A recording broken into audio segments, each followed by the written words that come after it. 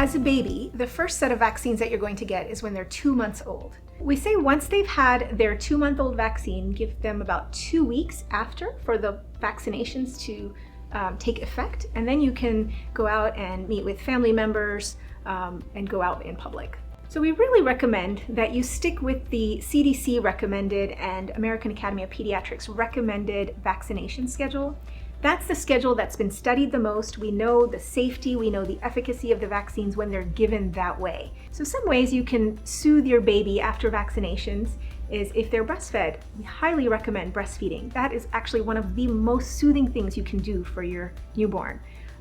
You can also give them a nice warm bath that evening when they go home, and oftentimes babies do really well and they'll just take a really good nap on the car ride home and they'll wake up fresh and fine like nothing happened.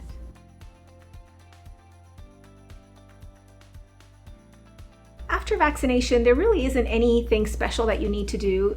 The nurse has already cleaned the area well and applied a Band-Aid, and that will help control any bleeding, although there's usually little to no bleeding. But they can act and play and sleep and eat just like normal, like they would. There might be a little bit of soreness.